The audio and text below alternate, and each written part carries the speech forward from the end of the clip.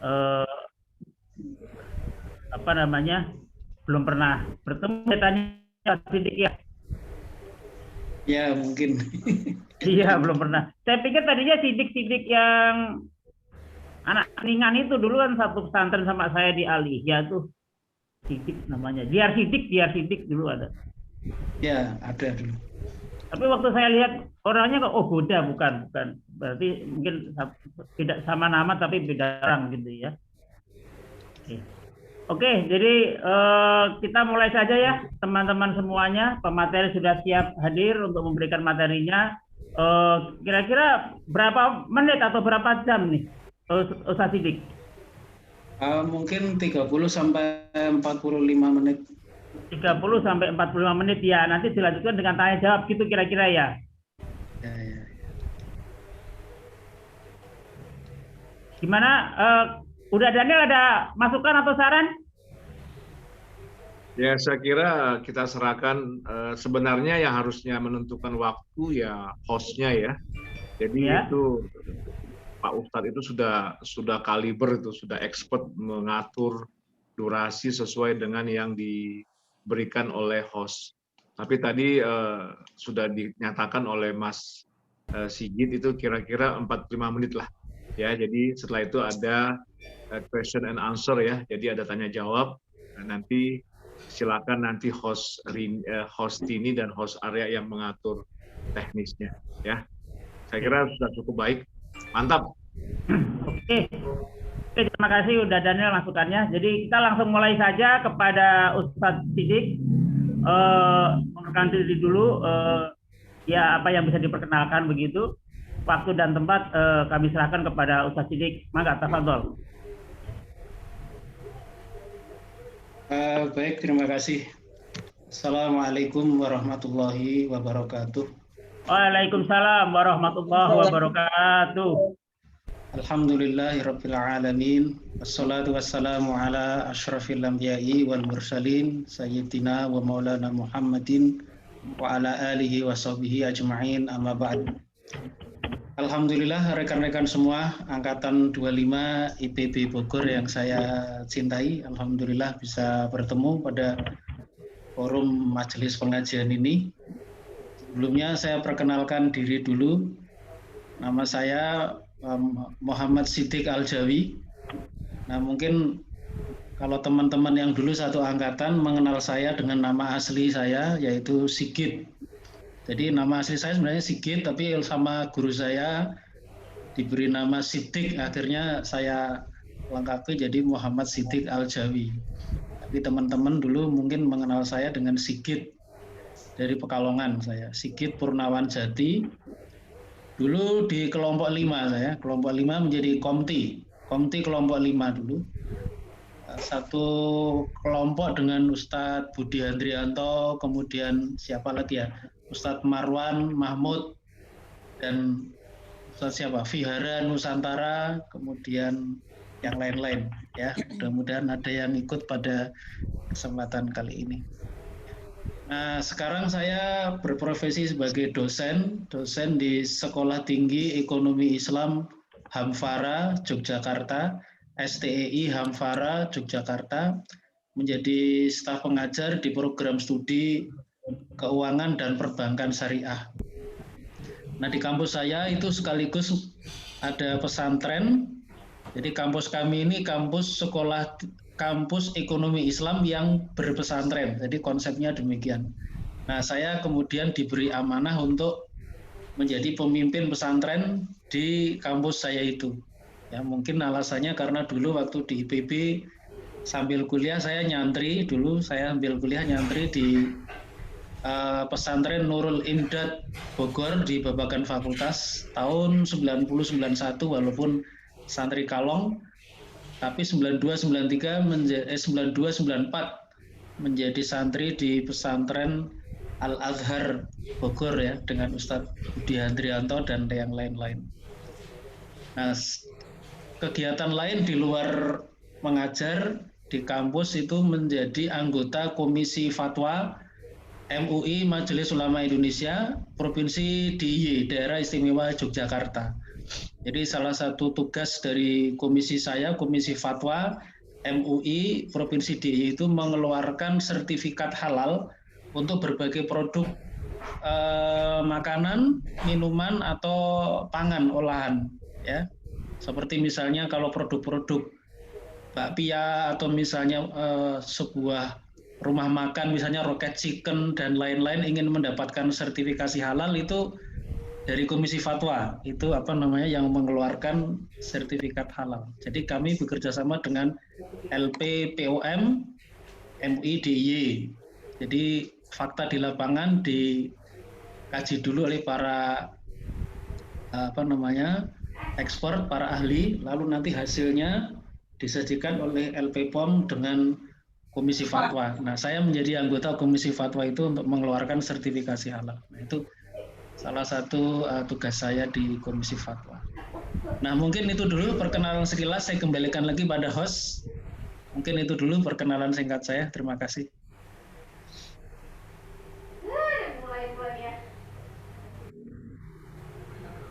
Mas Cu.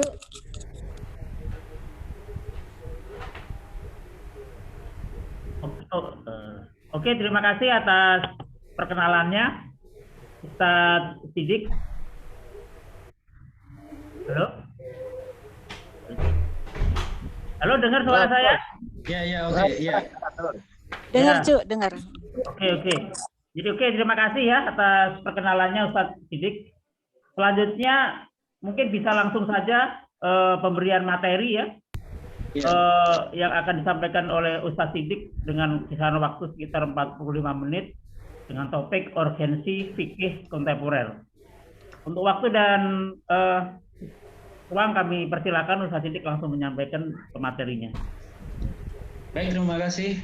Jadi saya akan menyampaikan materi urgensi fikih kontemporer dengan pokok bahasan yang pertama, apa sih yang disebut dengan fikih kontemporer itu, ya. Kemudian kira-kira contoh-contoh tema-temanya itu apa saja, kemudian urgensinya. Nah, ini materi yang paling substansial. Dan kemudian metodenya, bagaimana metode studi untuk bisa yang ada dalam fikih kontemporer.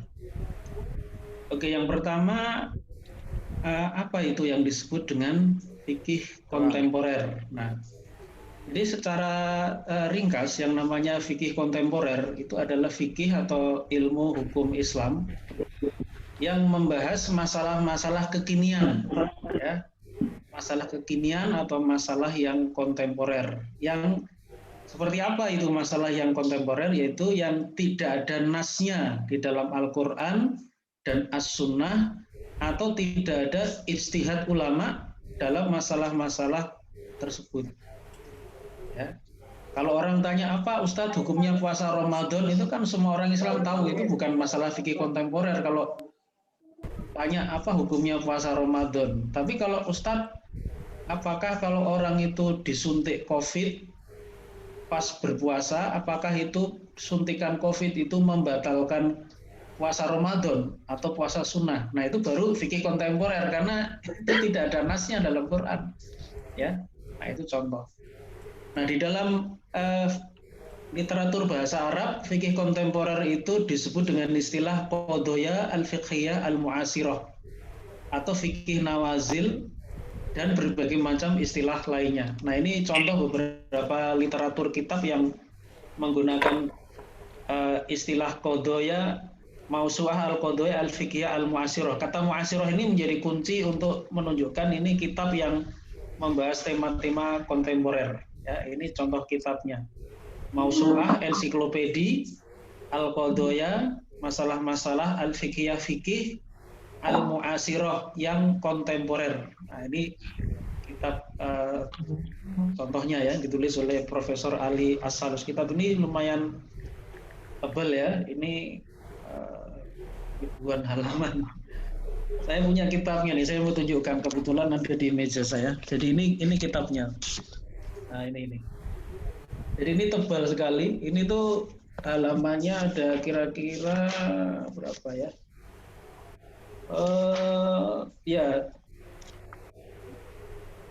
1000 halaman lah, kurang lebih 1100 halaman. Jadi ini kitab tentang fikih kontemporer. Jadi tema-tema yang ada di situ banyak sekali yang dibahas. Ya.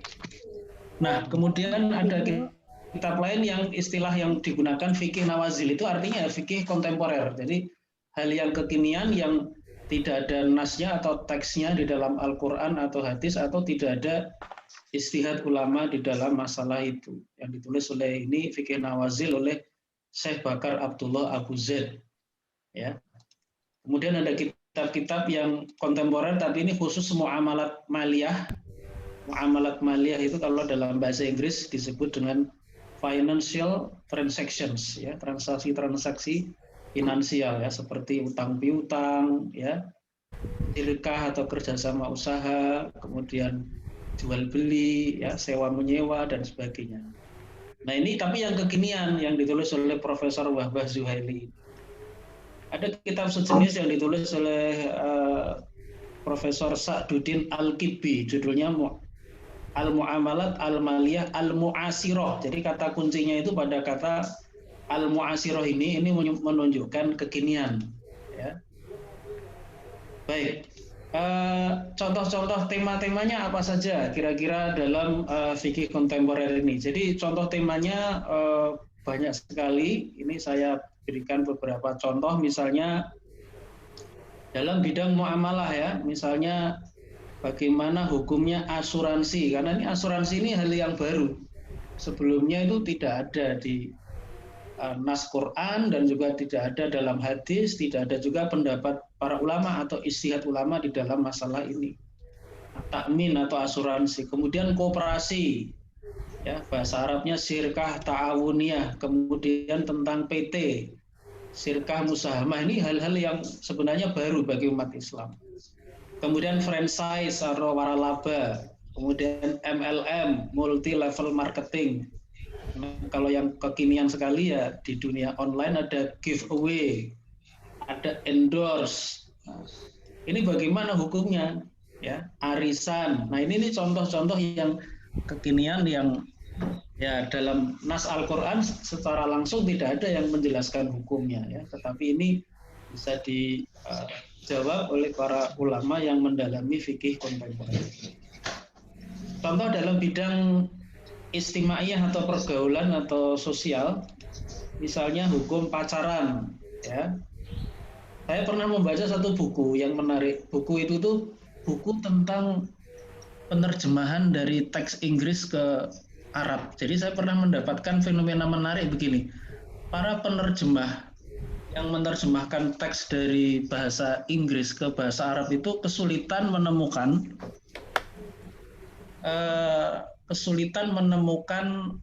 padanan bahasa Arab untuk kata boyfriend and girlfriend, pacar, ya. Di dalam kosakata Arab itu tidak ada. Kenapa? Karena secara sosiologis orang Arab tuh tidak mengenal pacaran sebenarnya kalau memang mereka taat, ya, kecuali yang sudah terpengaruh budaya Barat, girlfriend sama boyfriend itu menjadi kebiasaan. Tapi apa yang saya sampaikan tadi bahwa ada kesulitan mentranslate atau menerjemahkan kata boyfriend, girlfriend atau pacar, ya, dalam bahasa Indonesia. Dalam kosakata bahasa Arab itu tidak ada. Itu menunjukkan memang bagi masyarakat Islam itu suatu hal yang baru, pacaran. Nah, kemudian hukum khitbah, tapi ini melalui WA atau SMS. Kalau khitbah atau melamar itu bukan sesuatu yang baru, tapi yang baru itu sarana yang dipakai. Itu boleh apa tidak mengkhitbah tapi lewat WA, lewat SMS, termasuk menjatuhkan talak atau menjatuhkan cerai, ya. Hukum kholwat atau seclusion bahasa Inggrisnya, atau mojok bersepi-sepi dengan lain jenis. Kemudian hukum foto bersama dengan lain jenis, hukum nonton di bioskop, dan lain-lain. Contoh tema dalam ibadah, sebenarnya ibadah itu sudah ada nasnya, ya, sudah jelas, ya. Cuma ada hal-hal baru yang ada di dalam ibadah. Sebagai contoh, hukum sholat Jumat tapi virtual. Kalau sholat Jumatnya sih sudah sejak zaman Nabi, ya gitu-gitu aja kan, tidak ada hal yang baru. Tapi ini ada yang melaksanakan hukum sholat Jumat itu virtual. Imamnya di Jakarta, tapi makmumnya misalnya di Bandung, makmumnya di Jogja, nah itu apa boleh? hanya melihat Zoom saja gitu. Kemudian hukum naik haji dengan uang korupsi. Kalau naik hajinya sudah lama, sudah ada ya sejak zaman dulu, tapi uang yang dipakai itu uang korupsi. Hukum sholat jamaah secara social distancing itu bagaimana? Apakah tes rapid antigen dan swab membatalkan puasa? Kalau sholat jamaahnya sendiri kan sudah ada, tapi bagaimana kalau pelaksanaannya secara social atau physical distancing? Ya, kalau puasa sendiri sudah ada, tapi kan ada hal-hal baru yang ditanyakan oleh umat, batal nggak sih puasanya kalau kita melakukan tes rapid antigen atau tes swab itu?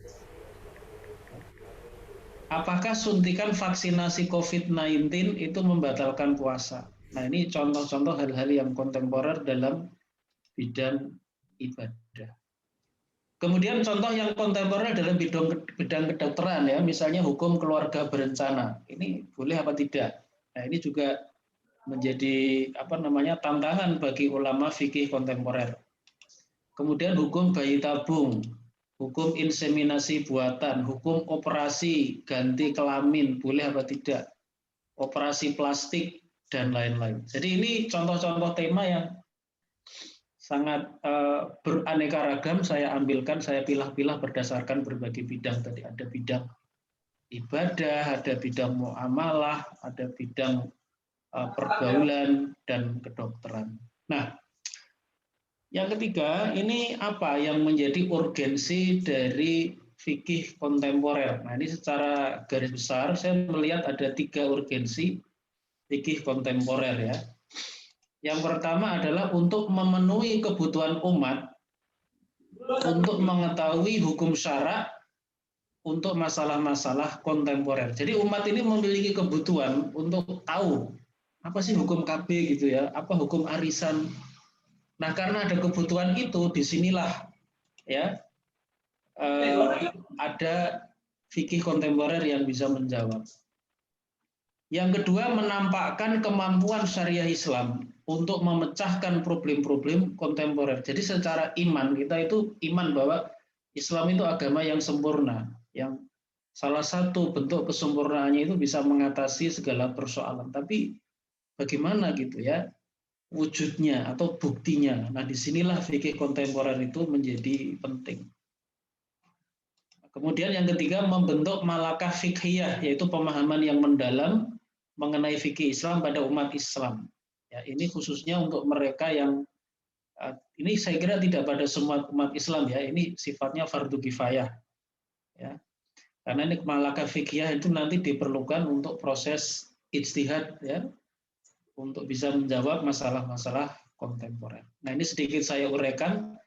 Urgensi yang pertama dari fikih kontemporer tadi adalah memenuhi kebutuhan umat untuk mengetahui hukum syara pada masalah-masalah kontemporer. Ya.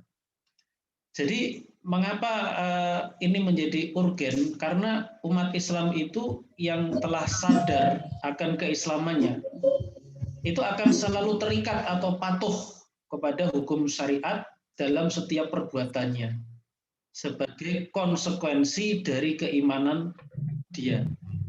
Nah, di dalam surat An-Nisa ayat 65 itu ada satu ayat yang menerangkan hubungan antara keimanan dengan kepatuhan kita kepada hukum-hukum Allah ya, dengan hukum-hukum Rasul-Nya. Di dalam ayat ini Allah Subhanahu wa taala berfirman, "Fala wa rabbika," maka demi Tuhanmu Muhammad, la yu'minuna. Mereka atau manusia itu hakikatnya la yu'minuna. Mereka itu hakikatnya tidak beriman dengan sempurna. Hatta yuhaqqimuka, sampai mereka itu berhukum kepadamu Muhammad dengan hukum syariah yang engkau bawa. Fima syajara bainahum, hatta yuhaqqimuka fima syajara bainahum. Ya. Mereka tidak disebut beriman dengan sempurna sampai mereka itu, umat Islam manusia itu, berhukum kepada kamu Muhammad dalam persoalan-persoalan yang mereka perselisihkan. Jadi pada ayat ini ada hubungan ya, la yu'minun itu tidak beriman itu sampai manusia itu berhukum atau terikat atau tunduk patuh kepada hukum yang dibawa oleh Rasulullah Shallallahu Alaihi Wasallam. Jadi ketika seorang Muslim itu beriman, ya konsekuensinya tunduk patuh kepada hukum-hukum yang dibawa oleh Rasulullah. Ketika seorang itu sudah masuk Islam, diberitahu, oh ternyata babi itu haram, ya sudah, akhirnya dia tinggalkan. Ketika seorang masuk Islam, dia diberitahu, oh ada kewajiban membayar zakat, dia jalankan. Dia sudah masuk Islam, kemudian diberitahu, oh dalam Islam itu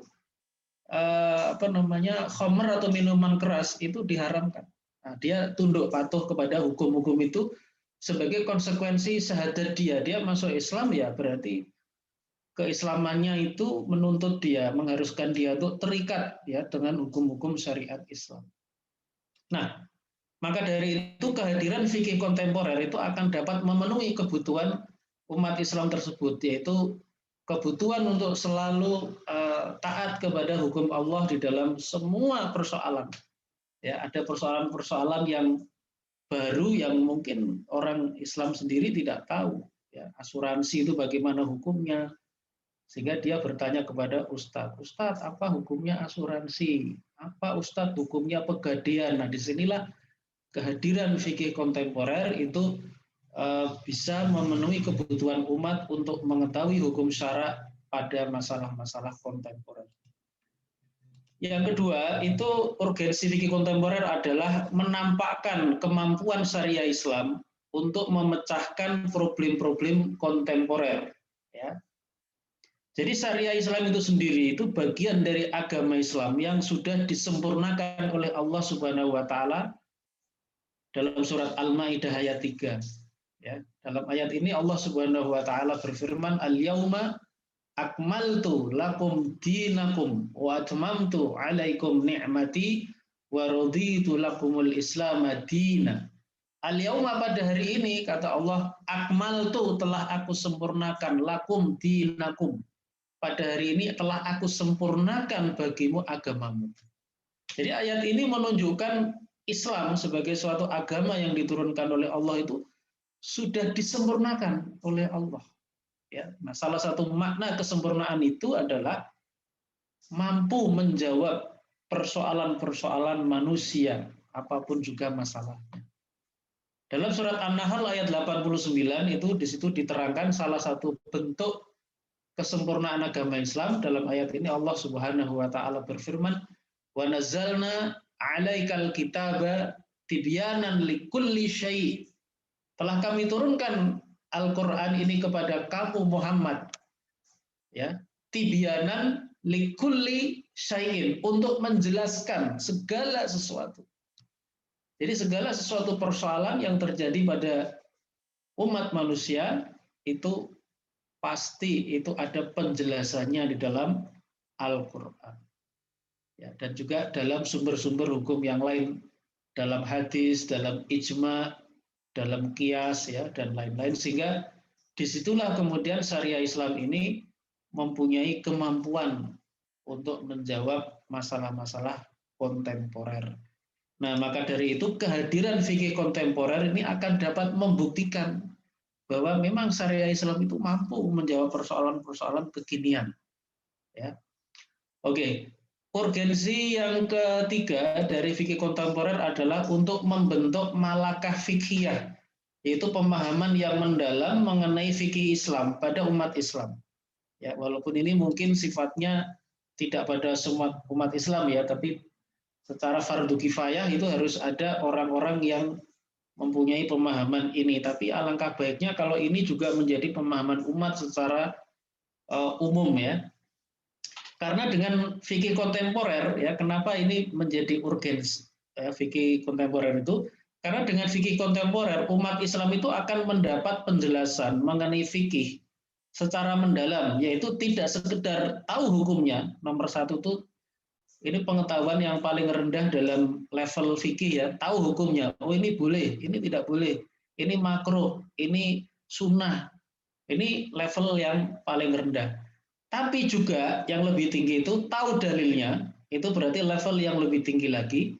Dan ada yang ketiga, ini level yang lebih tinggi lagi dari yang nomor 2, tahu cara penarikan kesimpulan hukumnya atau wajhul istidlal. Ya. Jadi kalau orang ditanya, Ustadz apa hukumnya puasa Ramadan? Ya puasa Ramadan itu hukumnya wajib. Itu berarti kalau kita hanya tahu puasa Ramadan wajib, itu berarti level yang tahu hukum. Terus dalilnya apa Ustadz? Dalilnya ini surat Al-Baqarah ayat 183. Berarti ini kalau orang tahu dalilnya, levelnya berarti lebih tinggi lagi.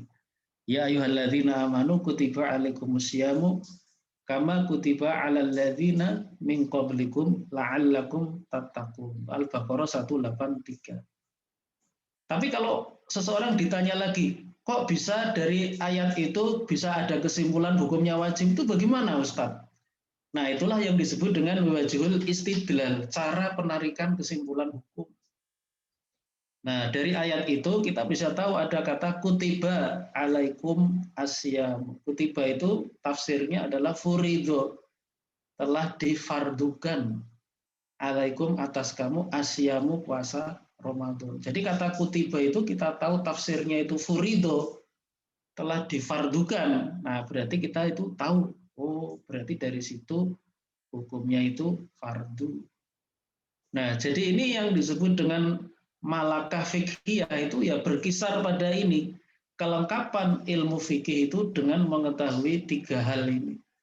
Jadi tidak sekedar tahu hukumnya, halal haramnya, atau mungkin kesunahannya atau kebolehannya, tapi mengetahui dalilnya, dan yang lebih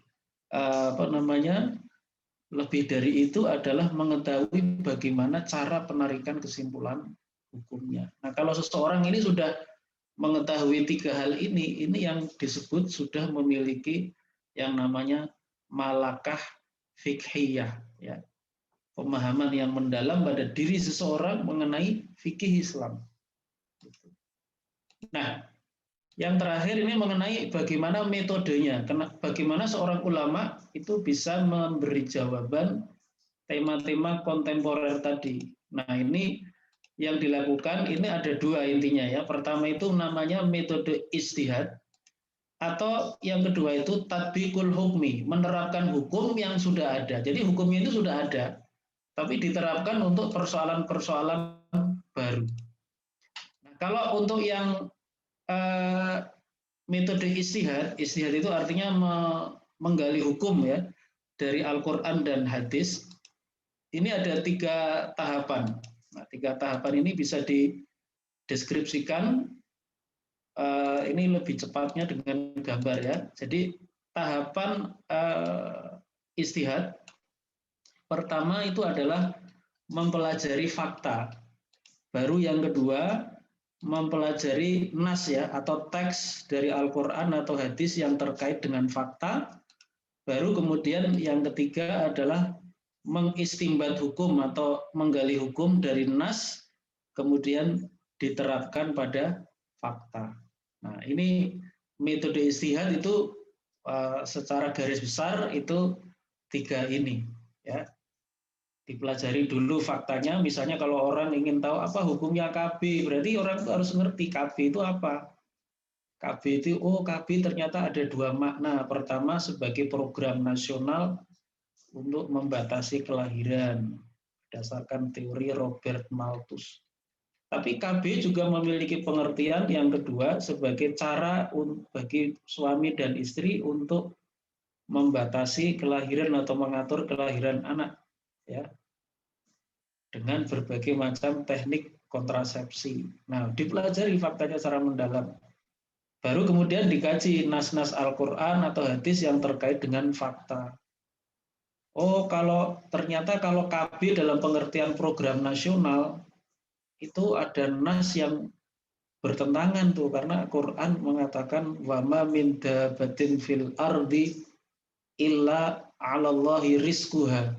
Ya, tidak ada satu binatang melata pun kecuali itu sudah dijamin rezekinya.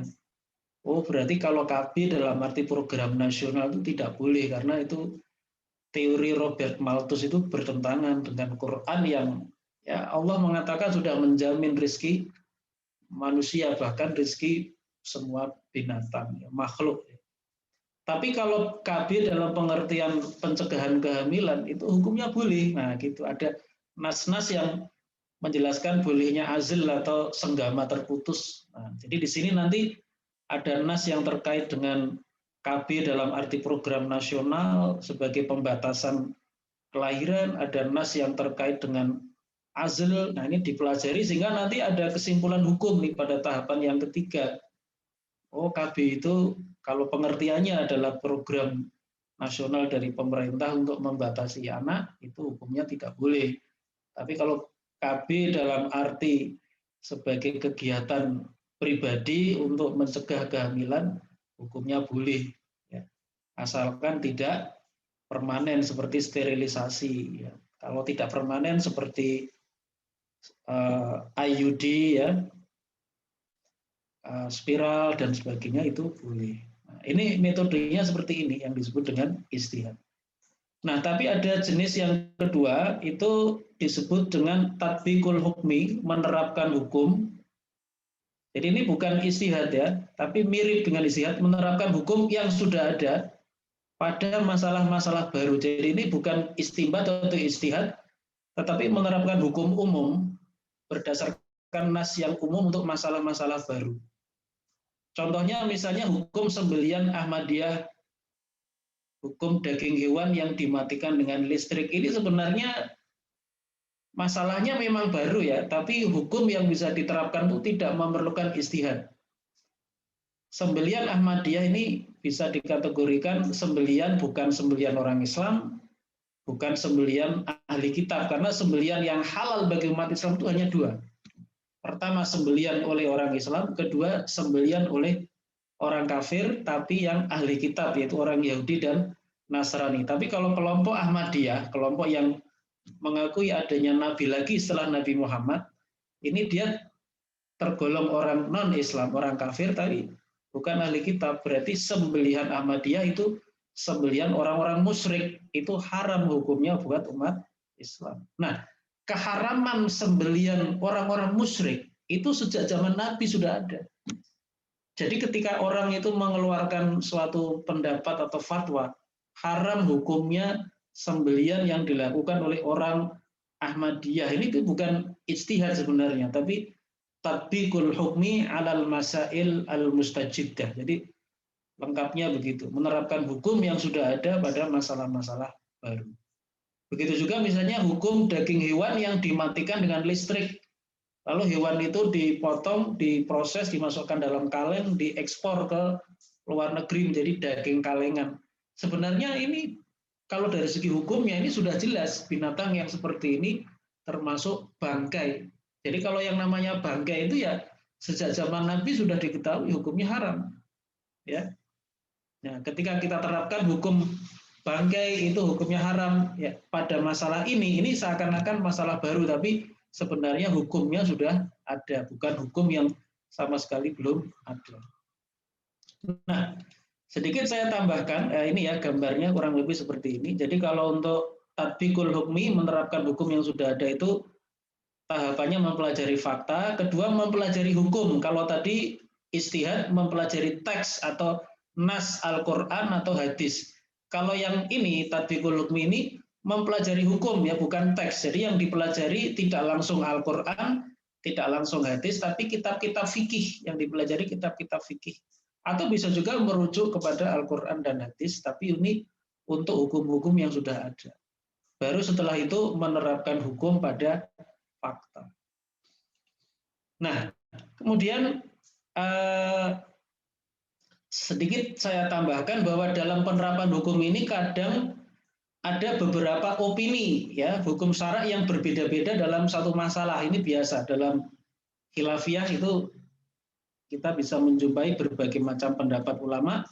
Disitulah diperlukan yang namanya langkah tarjih, yaitu memilih pendapat terkuat berdasarkan dalil yang paling kuat. Ya, sehingga nanti ini metodenya sedikit ada modifikasi, yaitu pertama mempelajari fakta, kemudian mempelajari hukum yang terkait dengan fakta. Ternyata hukumnya ini ada perbedaan pendapat. Satu ulama misalnya mengatakan, oh itu boleh, ulama yang lain mengatakan, oh itu tidak boleh. Nah, ini diperlukan yang namanya tarjih hukum.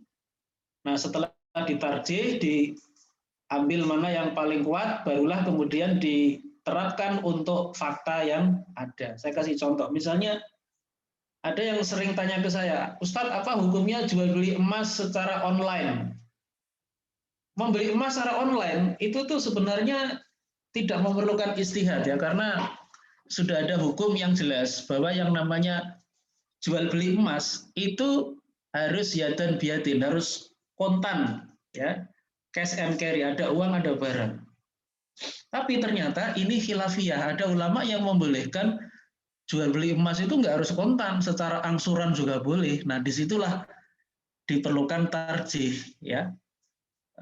Bagaimana jual beli emas itu? Apakah memang harus kontan ataukah boleh angsuran? Nah, di sini ada tarjih. Nah, kalau menurut tarjih yang saya lakukan, saya lebih cenderung kepada pendapat jumhur atau mayoritas ulama yang tidak membolehkan angsuran. Jadi kalau jual beli emas itu ya berarti harus kontan, tidak boleh angsuran, tidak boleh juga berarti utang. Nah, oleh karena itu kalau jual beli online emas ya berarti tidak dibolehkan. Nah, itu contoh.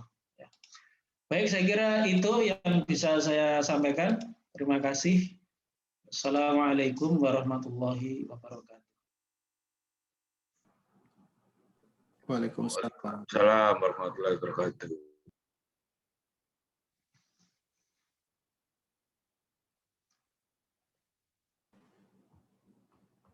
Baik, saya Mas Cuk, ya. Mas Cuk sudah ada tadi kelihatannya Mas Cuk putus-putus Pak Ustadz. Iya. Apakah sudah ada lagi Mas Cuk? Atau diganti yang lain mungkin ya. Oke, baik.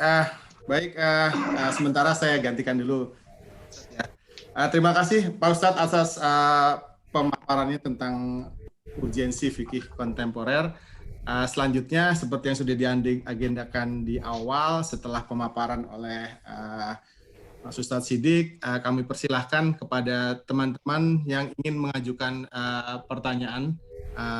Dipersilahkan. Tadi sudah ada satu, udah Daniel, Pak Ustadz yang ingin mengajukan pertanyaan. Saya pikir langsung, Daniel silahkan di-unmute.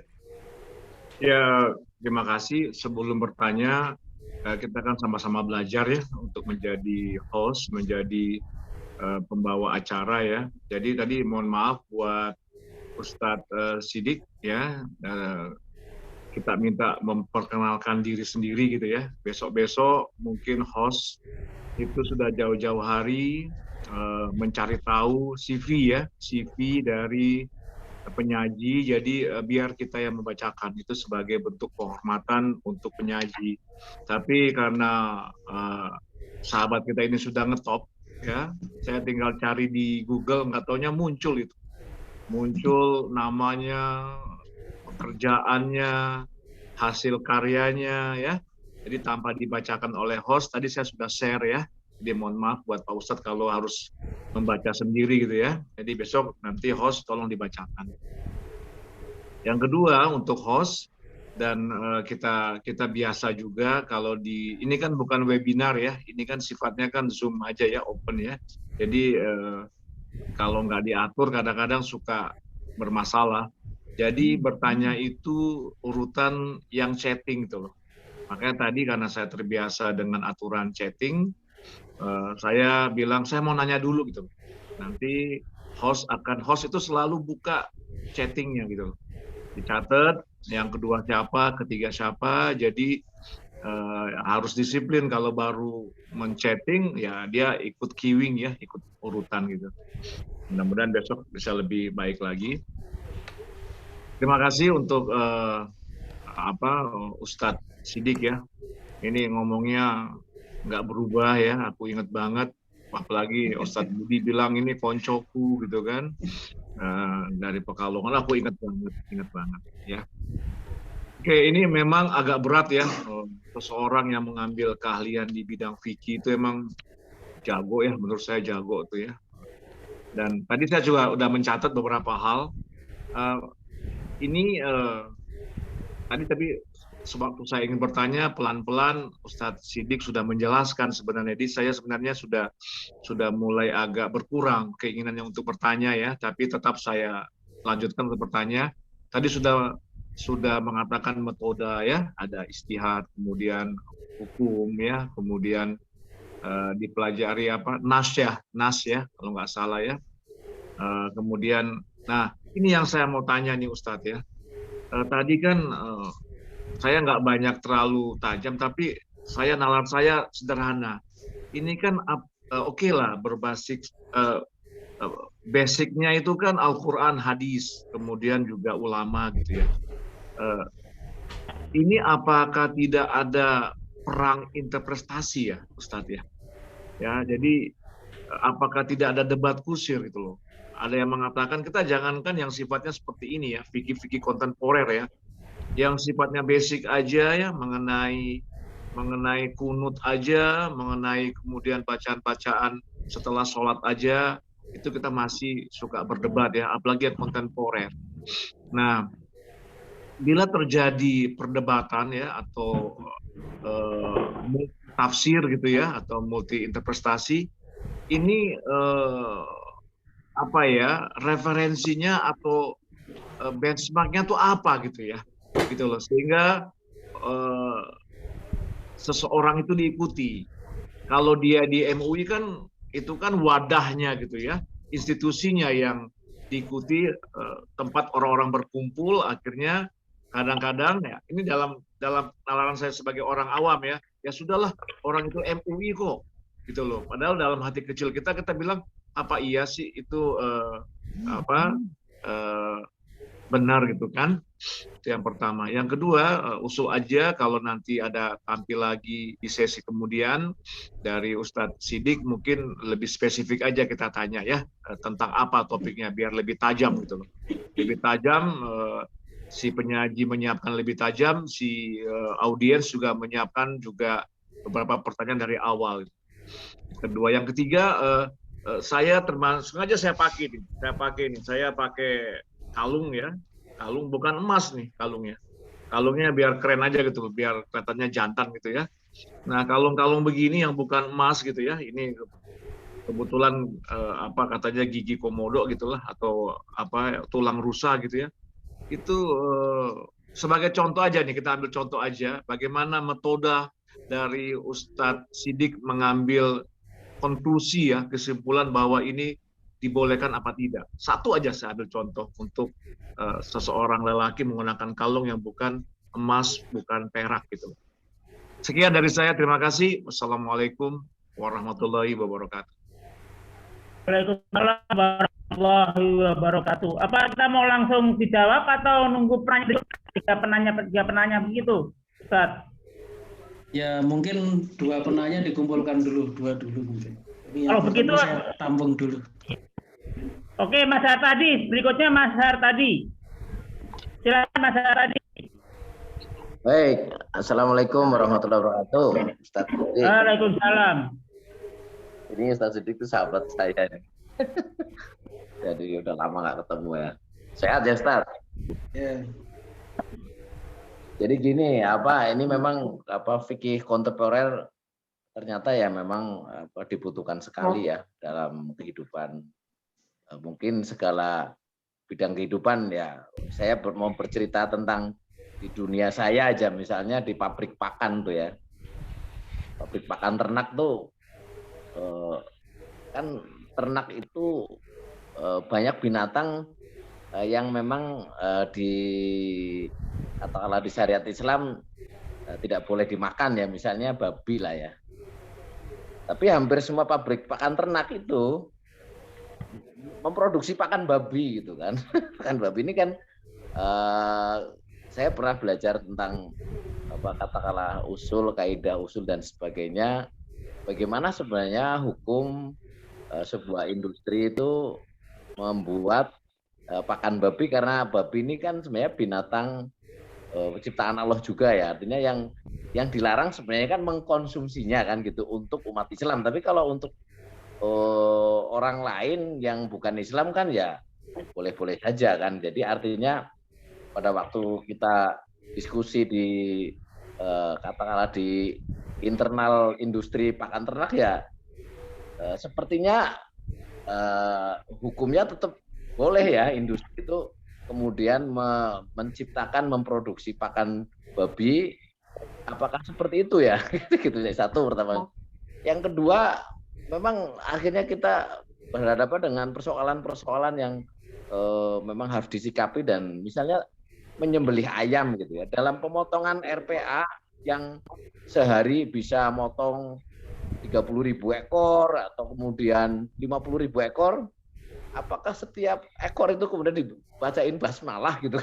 Ya mungkin itu jadi masalah juga. Itu sebenarnya entrepreneur itu memang kemudian harus disikapi ya tentang seperti itu. Apakah kemudian setiap ekor itu berarti misalkan memotong ayam 30.000 ekor berarti mengucapkan basmalah 30.000 kali gitu kan? Apakah cukup sekali aja yang pertama seperti itu? Jadi saya pikir ini ilmu yang diberikan oleh Ustadz Siddiq ini penting bagi kita. Mungkin di dunia lain juga sama. Ini saya berhadapan di dunia pekerjaan saya aja itu dua hal seperti itu aja. Makasih Ustadz. Assalamualaikum warahmatullahi wabarakatuh.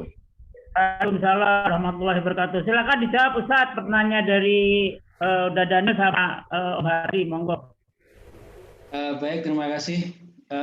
Yang pertama dari Uda Daniel Chan. Ada 3 hal tadi kayaknya. Yang pertama, bagaimana kalau ada perbedaan ya, bagaimana solusinya? Ya, perbedaan penafsiran atau interpretasi pada ayat atau hadis ya. Jadi gini.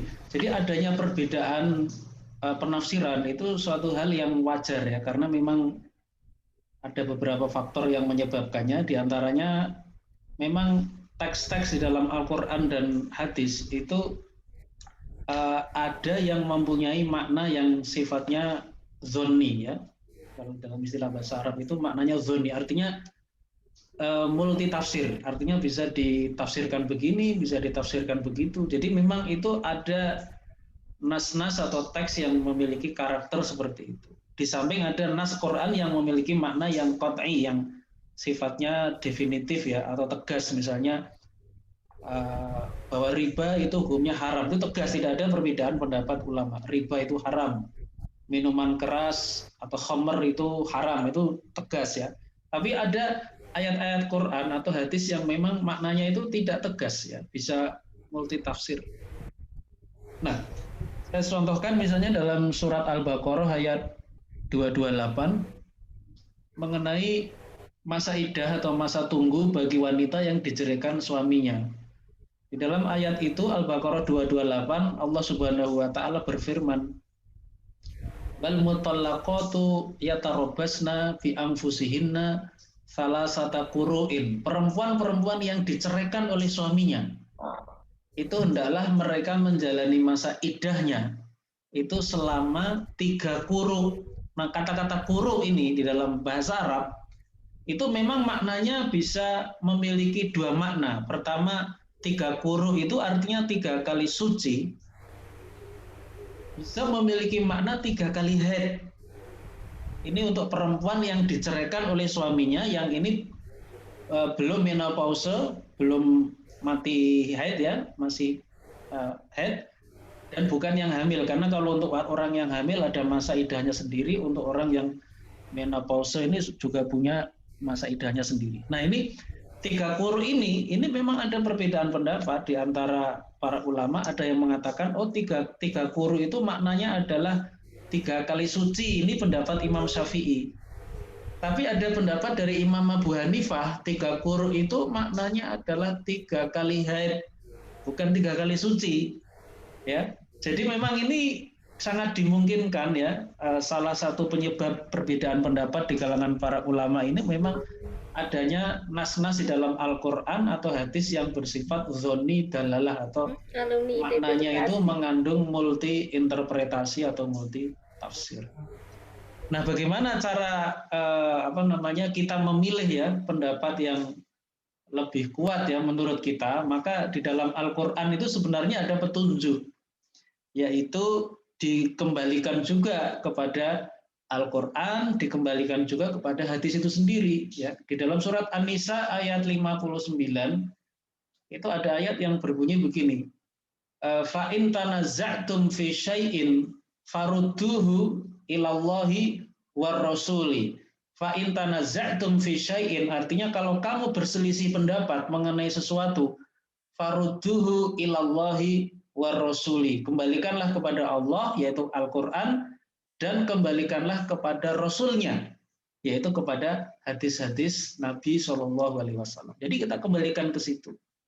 Nah, kalau kita mengikuti ayat ini, kita rujuk kembali kepada Al-Quran dan hadis mengenai kasus yang tadi saya sampaikan ya. 3 guru ini ada perbedaan pendapat, ada yang mengatakan 3 kali suci seperti Imam Syafi'i, ada yang berpendapat maknanya adalah 3 kali haid menurut Imam Abu Hanifah. Ternyata itu ada hadis Nabi yang relevan, yang terkait dengan masalah ini. Jadi suatu saat Rasulullah itu ditanya oleh seorang perempuan dalam satu hadis yang sahih, namanya Fatimah binti Hubais ya. Fatimah binti Hubais ini perempuan yang sedang mengalami gangguan haid ya, siklus haidnya tidak normal sehingga dia menjadi perempuan yang mustahadoh. Mustahadoh itu mengeluarkan darah, tapi darah penyakit, bukan darah haid atau bukan darah nifas. Karena kan perempuan itu ada 3 macam darah kan, ada darah haid, kemudian darah nifas, satunya lagi darah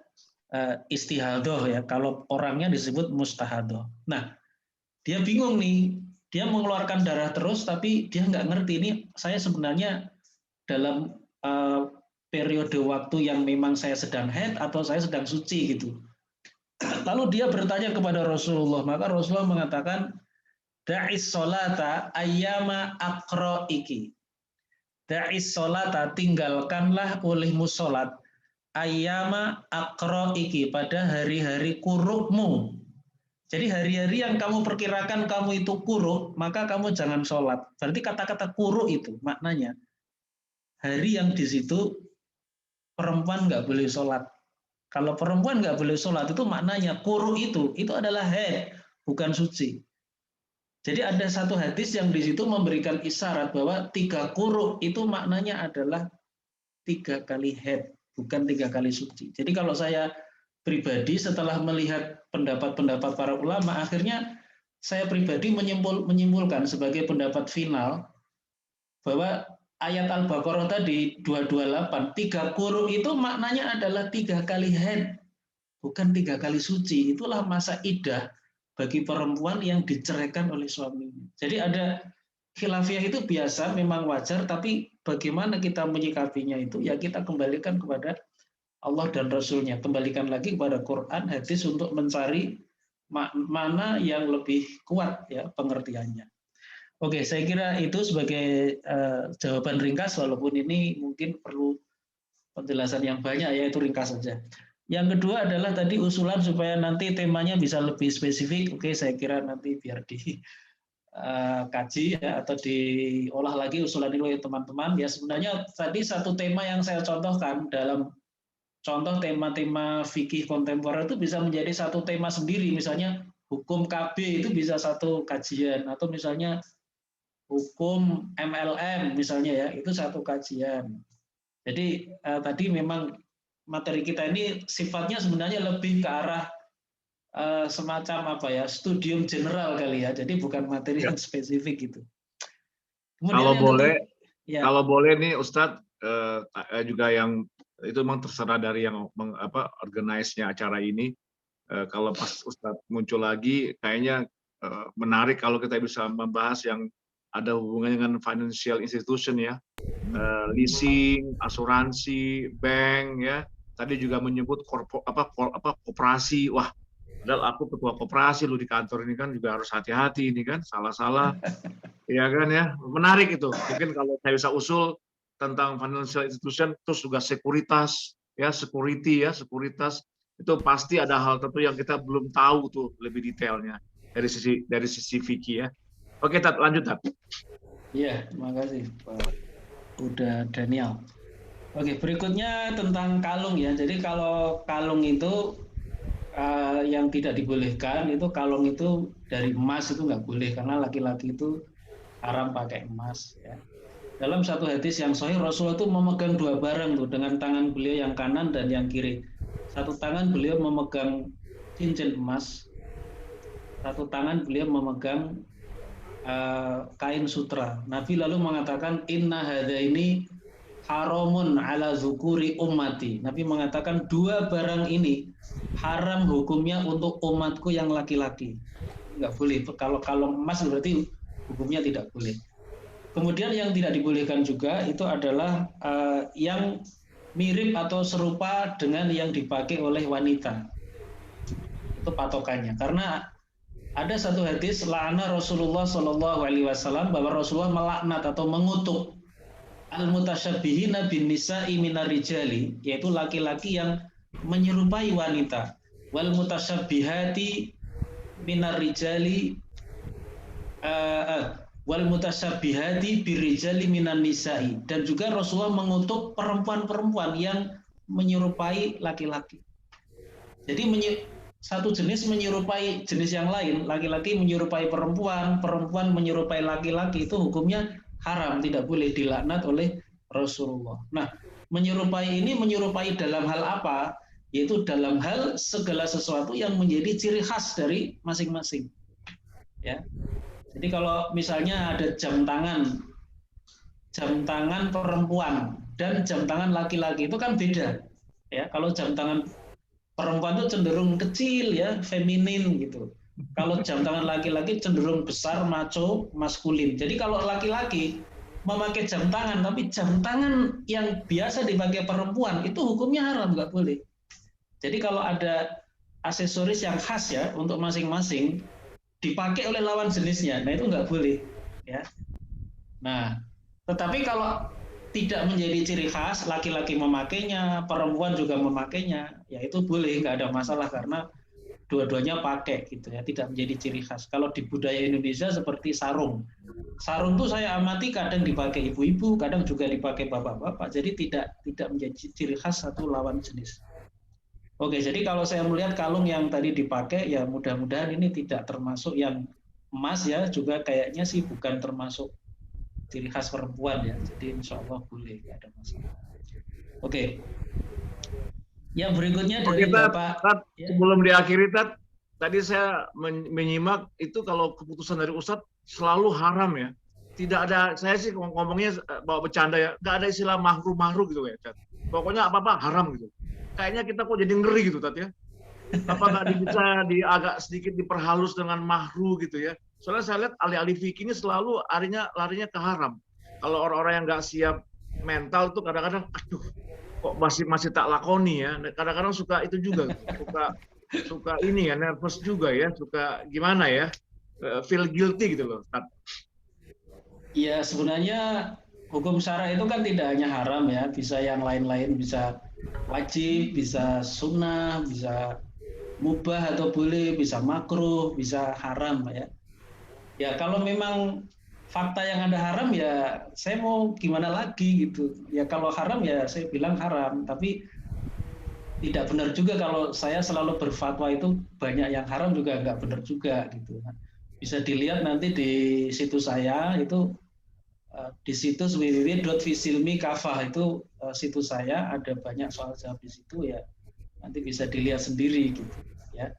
Jadi ya sebenarnya kalau memang hukumnya haram itu ya harus kita katakan apa adanya, haram ya. Kalau memperhalus mungkin tidak menggunakan kata haram, tapi mungkin bisa dengan kalimat tidak boleh misalnya, atau tidak diperkenankan, atau prohibited, atau yang lainnya. Tapi pada prinsipnya memang tidak boleh. Kalau diperhalus menjadi makruh itu golongan yang lain yang beda dengan haram. Kalau haram itu implikasinya ada dosa itu. Ada dosa. Tapi kalau makruh itu nggak ada dosanya. Jadi ini bukan memperhalus, tapi mengubah hukum. Nah itu tentu tidak begitu. Jadi kalau haram ya bahasa agamanya, bahasa fikihnya itu haram. Tapi mungkin kalau dengan ungkapan lain mungkin bisa jadi dengan kalimat yang ya itu tidak boleh, atau misalnya ulama juga tidak selalu mengatakan haram ya, mungkin hanya mengatakan la yajuz, atau mungkin mamnuun ya, dicegah atau dilarang. ya, dan seterusnya. Tapi maknanya sama. Ya. Oke, saya kira itu. Baik, berikutnya dari Pak Hartadi. Nah, ini tadi ada pertanyaan yang menarik mengenai pabrik pakan ternak yang memproduksi pakan ternak babi. Nah, menurut saya gini, ini harus diawali dengan hukum memelihara babi itu sendiri, beternak babi itu sendiri itu bagaimana. Kalau beternak babi itu kalau dilakukan seorang muslim itu hukumnya haram, tidak boleh. Ya. Nah, kalau itu dilakukan oleh orang non-muslim, misalnya yang beragama Kristen, itu silahkan, ya, Islam tidak melarangnya. Di zaman Umar bin Khattab juga ada yang orang-orang Kristen yang di wilayah pemerintahan Islam pada waktu itu yang memelihara babi, itu juga ada di masa Umar, ya, walaupun pada waktu tertentu kemudian Umar kemudian melarang, ya. Tapi pada awal-awal pemerintahan Umar itu beliau membolehkan. Ya. Nah, jadi kalau beternaknya sendiri bagi seorang Muslim itu hukumnya haram. Ya.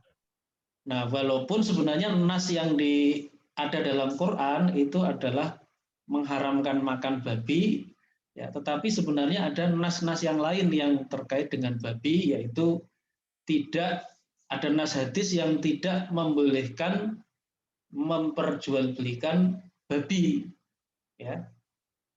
Dalam satu hadis yang diriwayatkan oleh Imam Bukhari dan Imam Muslim, Rasulullah mengatakan begini, Innallaha wa rasulahu harrama bai'al khamri wal maitati wal khinziri wal asnami. Innallaha, sesungguhnya Allah, harrama, telah mengharamkan, bai'al khamri, jual beli khamr, wal maitati, kemudian jual beli bangkai, wal khinziri, jual beli babi, wal asnami, dan jual beli patung. Nah, ini diharamkan jual belinya. Kalau ayat yang Al-Maidah ayat 3 itu haram memakannya. Hurimat alaikumul maitatu waddamu walahmul khinziri. Nah, ini ayat Al-Maidah ayat 3 ini mengharamkan memakannya, memakan babi. Tapi kalau hadis tadi mengharamkan jual belinya. Jadi kalau seorang muslim dari hadis ini berarti dia haram melakukan jual beli babi, termasuk ternak. Karena kalau dia beternak babi itu nanti tujuannya pasti dijual, kan?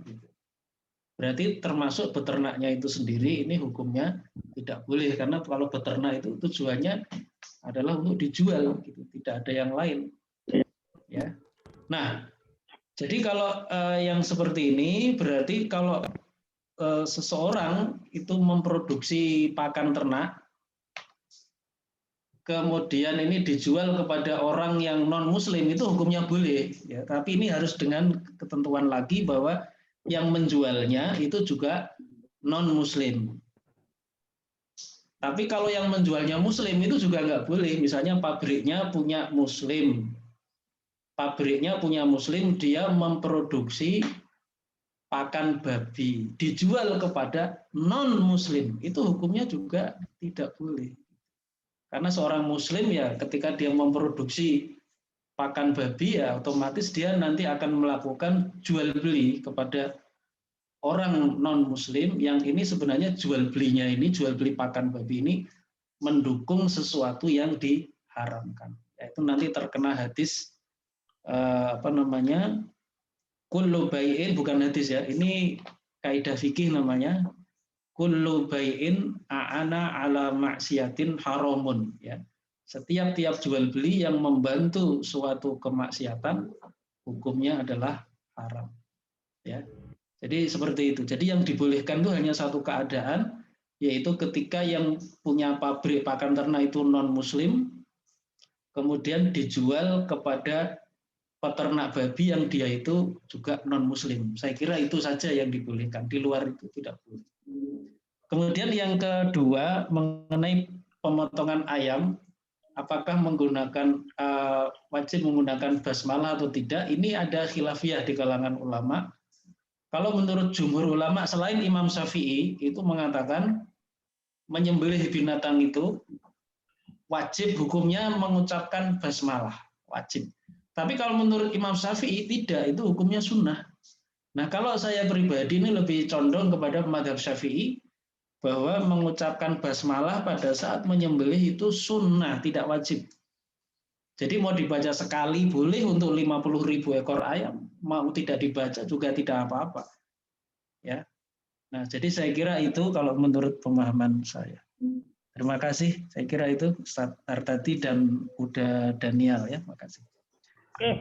Oke, terima kasih jawabannya. Semoga menjadi pencerahan buat kita semua yang bertanya atau yang mendengarkan.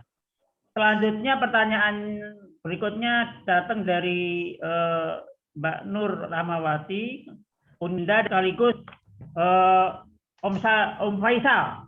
Langsung 3 penanya. Sebelum Mbak Nur memberikan pertanyaan, izin Pak Ustadz, kelihatannya banyak sekali penanya. Kalau andai kata misalnya waktu yang seharusnya 9.30 kita tambah sedikit, itu kira-kira Ustadz ini pernah enggak nih? Ya mungkin gini, mungkin waktunya tetap 9.30. Nah nanti kalau pertanyaan ada yang belum terjawab, nanti bisa didokumentasikan oleh panitia, barangkali nanti bisa kita jawab pada kesempatan lain. Saya kira itu. Baik. Mas Cuk, maaf, setelah Mbak Nur bukannya aku ya? Ya. Oke. Baru setelah itu Om Faisal, ya. Oke. Lanjut. Silakan Mbak Nur. Terima kasih. Suara saya terdengar? Ya, terdengar. Oke. Makasih Pak Ustadz. Ini bahasan yang menarik ya, karena fikih kontemporer kan berkaitan dengan kemajuan zaman ya. Nah, di sini saya ingin bertanya tentang produksi daging di laboratorium. Jadi kita tahu bahwa sekarang di laboratorium sudah bisa memproduksi daging dari kultur sel. Nah, itu hukumnya bagaimana gitu? Karena kalau kita bicara hewan, dia harus disembelih gitu ya tadi ya, disembelih dengan mengucapkan nama Allah. Nah, kalau kita anggap dia tumbuhan, padahal dia selnya adalah sel hewan gitu. Nah, itu apakah sudah ada hukumnya dari sudut fikih ini? Oke, terima kasih Pak Ustadz. Ya, terima kasih Bu Nur Rahmawati. Lanjut Uni Linda. Habis itu Om Faisal sekaligus 3 penanya aja biar supaya Oke. Iya. Oke. Assalamualaikum Ustadz Siti. Waalaikumsalam. Ya. Akhirnya kita bertemu ya di sini. Ternyata kita satu alma mater. Oke. Mungkin sedikit menambahkan bahwa dalam belajar ilmu fikih itu kita harus samina wa atona, betul begitu Pak Ustadz Sidik? Ya. Jadi dan dalam hukum-hukum fikih kontemporer ini, walaupun hukum-hukum ini bersifat baru, tetapi Al-Quran dan hadis itu sudah mengajarkan hukum dasarnya. Itu yang saya ingat dari Pak Ustadz Sidik. Saya ingin memberi masukan kepada panitia ya, bahwa mungkin kedepannya kita harus membahas, dan tentu kesediaan dari Pak Ustadz Sidik juga ya, Mas Sigit, bahwa kita bahas masalah-masalah yang bersifat memang lebih spesifik, karena saya ingat banget kata Pak Sidik bahwa kita hidup di dunia ini kalau tidak mengerti hukum fikih muamalah nggak usah hidup gitu loh. Karena Al-Quran mengatur 90% adalah mengenai hukum fikih muamalah, baik itu muamalah yang sudah ada dan muamalah yang sekarang ini bersifat kontemporer. Jadi saya pikir untuk selanjutnya mungkin kita bahas masalah yang sangat-sangat krusial di Indonesia saat ini, yaitu masalah utang dan riba. Dan itu butuh waktu banyak ya Pak Sidik ya. Tapi akan menyentuh banyak hal itu, termasuk hukum finansial, termasuk koperasi, termasuk pegadaian, termasuk asuransi yang memang sudah saya tinggalkan, termasuk perbankan dan lain-lain. Itu saja. Jadi mungkin kita bahas itu. Jadi mungkin kita sudah tua, kita sudah berumur 50 tahun. Kalau kita dari sekarang tidak bertobat, kita tidak mengerti tentang ilmu-ilmu itu, apalagi tentang riba, maka nanti apa jadinya kita nanti dibangkitkan oleh Allah di padang mahsyar nanti. Itu aja masukannya. Oke, lanjut. Iya. Om Faisal. Ya, makasih Mas Cuk. Assalamualaikum warahmatullahi wabarakatuh. Waalaikumsalam. Pak Ustadz Siddiq, salam kenal. Nanti nomornya saya minta juga Ustadz ya untuk konsultasi berikutnya. Oke Ustadz, di kesempatan ini saya mau tanya ini Ustadz, masalah pendidikan anak-anak nih Ustadz. Anak saya itu kan di TK dan SD pasti saya sekolahkan di sekolah Islam, Al-Azhar Pak Ustadz. Tapi tipe si anak ini yang namanya anak laki Pak Ustadz ya, kalau dia di Al-Azhar itu cenderung banyak di belakang meja lah, dalam arti belajar terus itu Pak Ustadz kan. Sehingga saya kepikir menyekolahkan dia di sekolah umum Pak Ustadz, yang bukan sekolah Islam. Pendidikan anak itu kan tanggung jawab kita sebagai orang tua Ustadz ya, dan apakah keputusan ini tepat nggak ya Ustadz ya? Terima kasih. Ya, oke sih Ustadz. Mulai dari lalu ini kalau Uni Lindi kesannya kelihatannya memang untuk saja. Terus yang terakhir adalah Om Faisal. Silakan Ustaz jawab. Ya, terima kasih. Yang pertama dari Bu Nur Rahmawati ya, bagaimana daging laboratorium itu saya sudah mengeluarkan pendapat, sudah saya taruh di chat, sudah dilihat belum itu di chat ya? Itu ada tulisan saya, hukum daging laboratorium, ada linknya. Jadi gini, daging yang ditumbuhkan di laboratorium itu sebenarnya memang benar dari kultur jaringan, tapi kultur jaringan itu berasal dari sel yang diambil dari hewan hidup, bukan hewan yang disembelih. Jadi dari hewan yang hidup, misalnya sapi hidup ya, itu diambil selnya sedikit. Setelah diambil selnya sedikit, itu kemudian selnya itu ditumbuhkan di laboratorium ya, dengan teknologi kultur jaringan, kemudian ada bioreaktor dan seterusnya, sehingga nanti bisa tumbuh tuh dari sel yang sedikit jadi jaringan, jadi daging. Nah ini kalau menurut saya ini hukumnya ini termasuk bangkai, hukumnya haram ya, karena ada satu hadis Nabi yang Nabi mengatakan begini, ma quti'a minal bahimati wa hiya hayyatun fahiya maitatun, yaitu apa-apa yang dipotong dari hewan hidup, maka status yang dipotong atau diambil dari hewan hidup itu statusnya adalah bangkai. Ada hadisnya. Jadi kalau misalnya orang ya, ada kambing nih, kalau dulu ini kebiasaan orang Arab, jadi Nabi bersabda ini mengomentari kebiasaan orang Arab dulu, yang itu suka mengambil onta, tapi ontanya itu masih hidup, itu diambil pantatnya, karena pantatnya itu banyak dagingnya. Pantatnya itu diiris, pantat onta, lalu itu pantatnya dimasak, tapi ontanya itu nggak disembelih. Ontanya masih hidup gitu. Nah, Nabi kemudian memberikan komentar, makuti'at minal bahimati wa hiya hayyatun fahiya maitatun. Jadi apa-apa yang dipotong dari hewan yang masih hidup. Misalnya dipotong telinganya, dipotong pantatnya, dipotong apanya, ya. Maka yang dipotong itu statusnya adalah bangkai. Nah, jadi kalau saya memperhatikan langkah-langkah atau mekanisme pembuatan daging laboratorium itu ternyata seperti itu.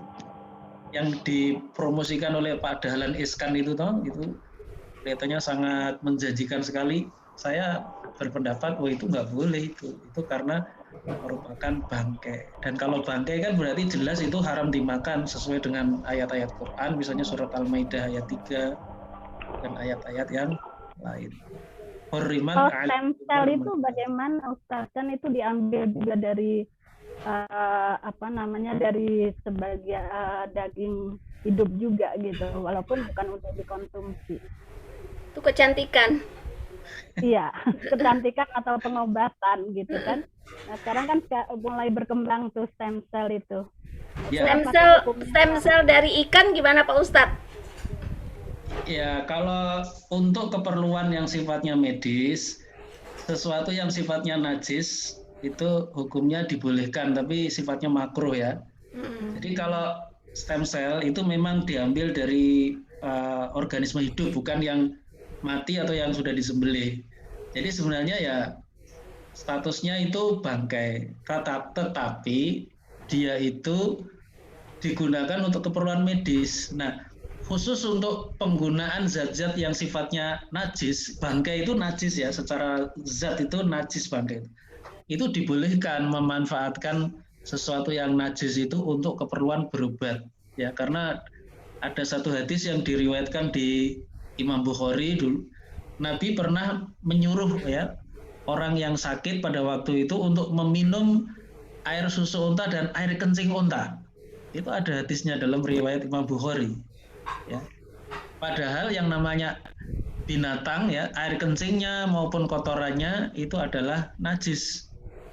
Tapi Nabi pernah melihat ada orang yang sakit dulu di Madinah, Nabi memerintahkan mereka untuk meminum air susu unta dan air kencing unta. Nah, jadi kalau untuk keperluan medis seperti berobat itu ya, itu memanfaatkan sesuatu yang najis termasuk bangkai itu dibolehkan, tidak apa-apa. Oke, saya kira itu. Nanti untuk detailnya nanti bisa dibaca di tadi ya, daging laboratorium itu sudah saya share di chat ya, Bu Rahmawati. Sudah. Nanti Ya, bisa makasih. Lanjut. Kemudian berikutnya dari Bu Uni Sri Linda, terima kasih ya. Jadi saya memang pernah bertemu beliau di satu kajian di Jakarta, kita ngobrol banyak tentang asuransi, tapi kita nggak ngerti bahwa kita nih satu angkatan di IPB gitu. Sekarang kita ketemu lagi ya. Terima kasih Bu Sri Linda ya, mengingatkan saya. Nah, mungkin nanti ada masukan dari Bu Sri Linda untuk membahas tentang persoalan utang dan riba yang ini ternyata memang sangat banyak fenomena dan gejalanya dalam kehidupan kita sehari-hari. Nah, barangkali nanti silakan usulan yang bagus untuk mengkaji utang dan riba. Nah, mudah-mudahan nanti bisa diolah oleh panitia. Barangkali nanti bisa kita adakan kajian tentang utang dan riba. Ya, terima kasih Bu Sri Linda atas usulan temanya. Kemudian yang berikutnya dari Pak Faisal, salam kembali. Tadi menanyakan bagaimana Ustadz menyekolahkan anak di sekolah umum. Menurut saya itu boleh-boleh saja, tetapi ada syaratnya bahwa orang tua harus memberikan ekstra perhatian yang lebih besar untuk memberikan wawasan keislaman kepada anak kita. Yang itu yang tidak diberikan di sekolah umum. Khawatirnya kalau anak kita sekolah di sekolah umum ini kemudian tidak diimbangi dengan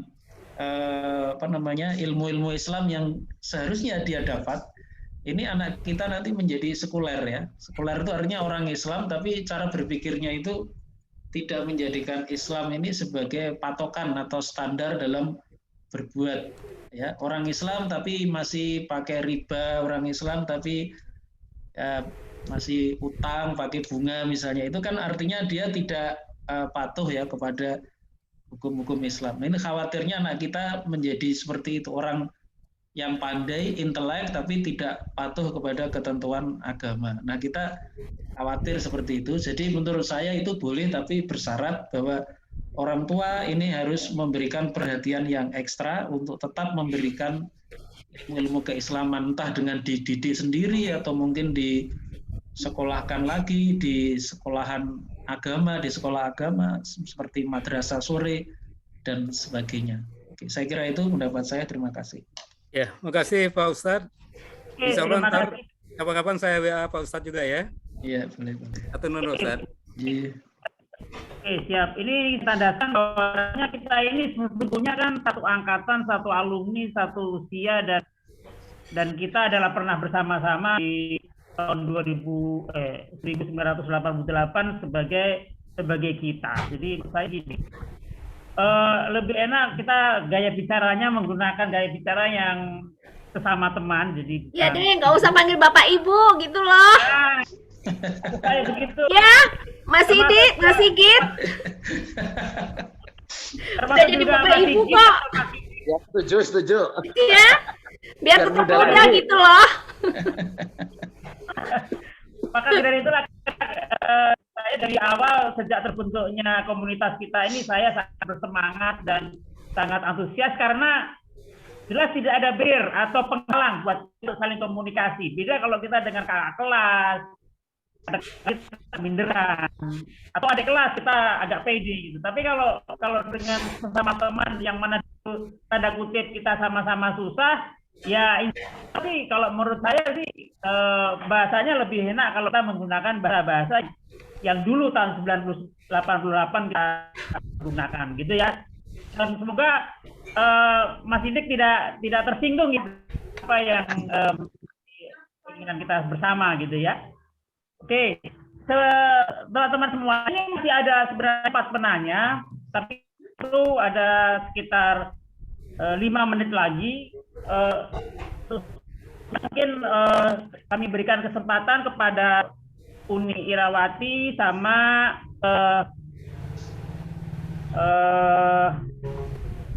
sebentar Mbak Yuniti di Snack. Mbak Yuniti sudah menyampaikan pertanyaannya di chat, termasuk juga Mas Imam Teguh Sabtono dan Kang Menam melalui chat juga. Oke, jadi untuk saya sampaikan untuk berikutnya adalah Uni Irawati Syarif menanyakan pertanyaan. Silakan, enggak? Uni Irawati. Ya, terima kasih. Assalamualaikum warahmatullahi wabarakatuh. Ustadz Sigit, saya sering ikut kajian Ustadz. Suaranya feedback ya? Mas Sidik, ya. Ya. Mana ya? Feedback, suaranya feedback. Ya, kenapa itu? Oke, lanjut. Pakai 2 perangkat kali, satunya dimatikan, Ira. Aku matikan dulu sebentar ya, sebentar. Ira. Oke. Halo, Ustadz. Ya, dengar. Ikut beberapa kajian Ustadz, salah satunya di ngaji subuh. Saya sudah terbiasa melihat Ustadz. Kemudian di kajian Tangerang juga ada. Tanya saya tuh udah 2 kali tuh belum terjawab juga. Makanya saya minta sekali ini saya mohon dijawab. Saya sabar kok. Jadi saya mau tanya tentang ini Ustadz. Ada kasus seseorang bekerja di suatu perusahaan pemasangan internet. Nah, di luar pekerjaannya itu dia mempunyai usaha sirkah dengan orang lain. Kemudian bergerak di bidang yang sama dengan perusahaan tempat dia bekerja. Nah, yang jadi pertanyaannya itu, bagaimana hukumnya jika punya usaha sampingan di luar yang sama dengan perusahaan di tempat dia bekerja? Dalam hal ini dia hanya menanam modal saja.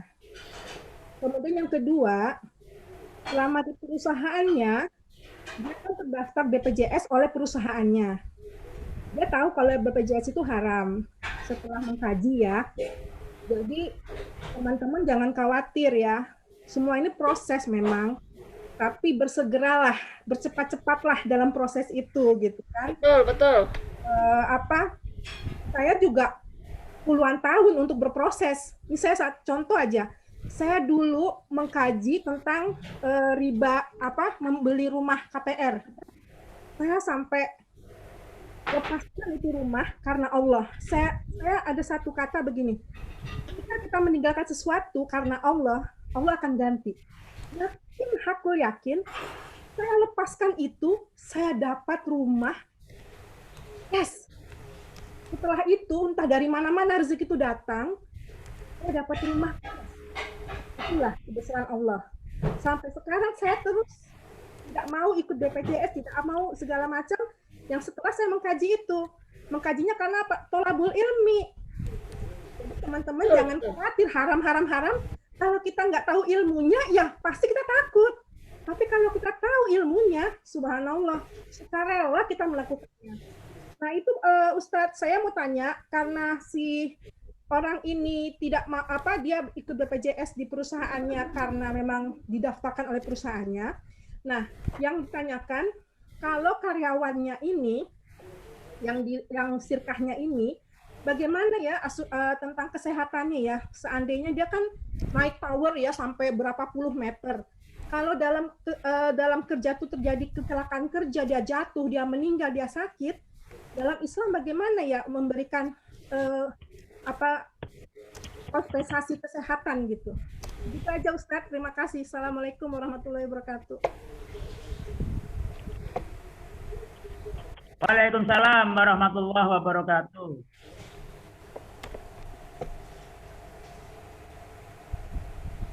Silakan Ustaz Siddiq, silakan. Ya, baik, terima kasih Bu Uni Irawati Syarif ya, yang mengikuti beberapa kajian saya. Nah ini tadi pertanyaannya ada dua ya kayaknya ya. Jadi yang pertama tadi mengenai bolehkah seseorang punya usaha sampingan yang ini usahanya ini sama dengan pekerjaan pokok, di mana dia berposisi sebagai pemodal kalau tidak salah dalam sebuah syirkah. Jawabannya boleh, seseorang itu punya usaha sampingan yang sebenarnya sama dengan usaha pokok atau pekerjaan pokok, asalkan itu dilakukan di luar jam. Ya, di luar jam kerja gitu. Karena kan posisi seseorang ketika dia menjadi karyawan dari sebuah perusahaan itu kalau dalam istilah fikih itu disebut dengan ajir khos ya, private worker, pekerja privat. Artinya selama jam kerja dia tidak boleh merangkap dengan pekerjaan lain, dia harus bekerja hanya untuk satu user saja. Beda dengan public worker ya, kalau public worker atau istilah fikihnya itu ajir am ya, atau ajir mustarok, pegawai publik atau pekerja publik pada waktu yang sama dalam waktu satu hari, misalnya dari jam 8 sampai 4 sore, dia bisa melayani user yang banyak, misalnya tukang sol sepatu. Tukang sol sepatu itu dari pagi sampai sore dia bisa melayani siapa saja. Nah ini namanya ajir am atau ajir mustarok ya, pekerja publik, dia melayani publik dalam waktu yang bersamaan, bisa banyak user ya. Tapi kalau seorang pegawai misalnya pegawai negeri sipil ya, atau pegawai di kantor tertentu, selama jam kerja ya dia hanya bekerja untuk satu user gitu. Artinya itu dia tidak boleh melakukan pekerjaan sampingan itu pada waktu-waktu dia bekerja, asalkan dia melakukannya di luar jam kerja itu tidak ada masalah. Nah hanya saja nanti mungkin perlu dicek lagi mengenai sirkahnya gitu, apakah sirkahnya itu memang sudah benar secara syariah atau belum. Nah ini saya kira nanti yang perlu di check and recheck lagi. Nanti kita bisa belajar juga ya Mas Siddiq ya, hukum sirkah itu. Ya insya Allah bisa, nanti ada materinya.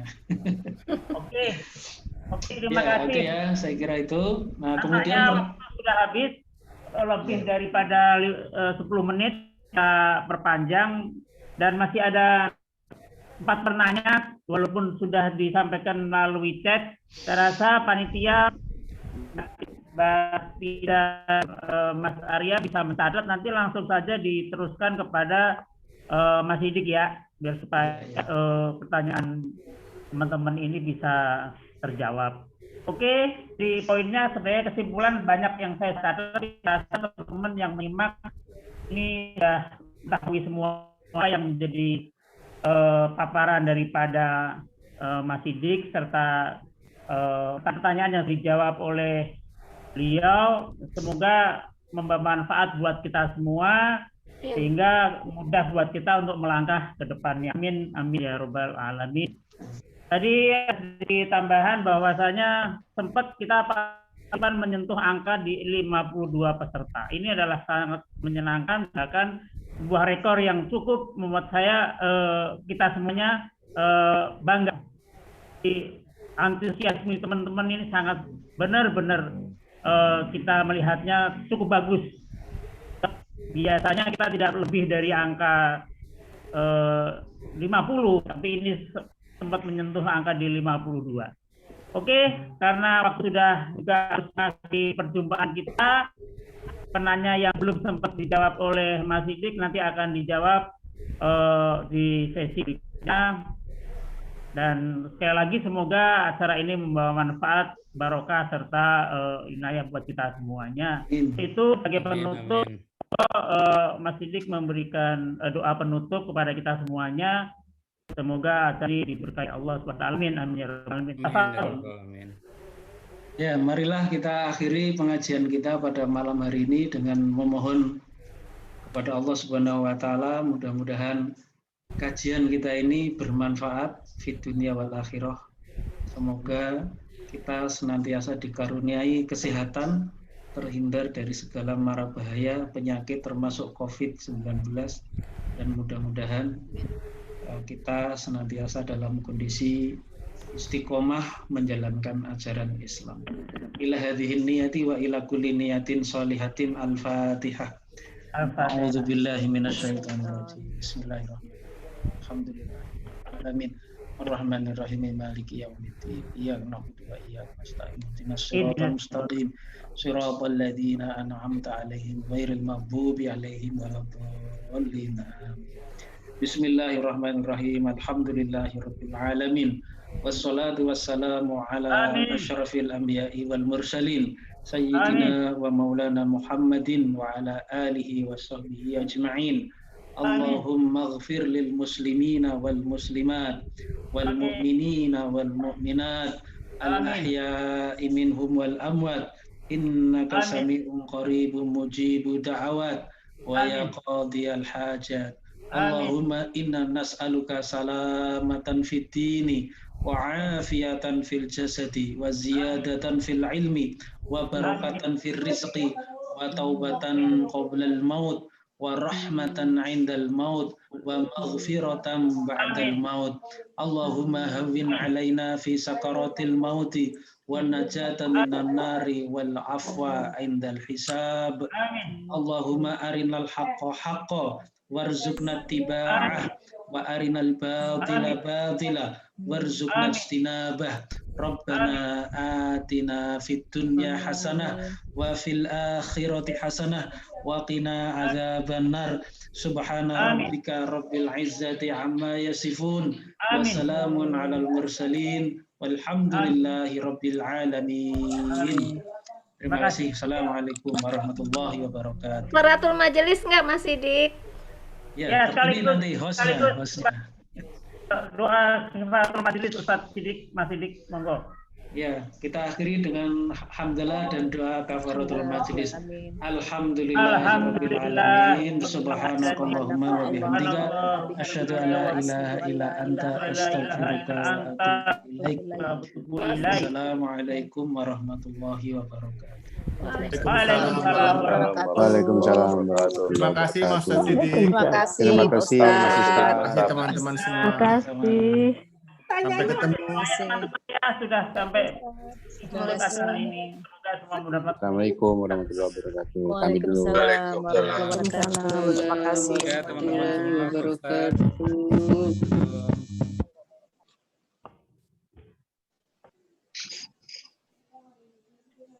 Mantap Mas Sidik.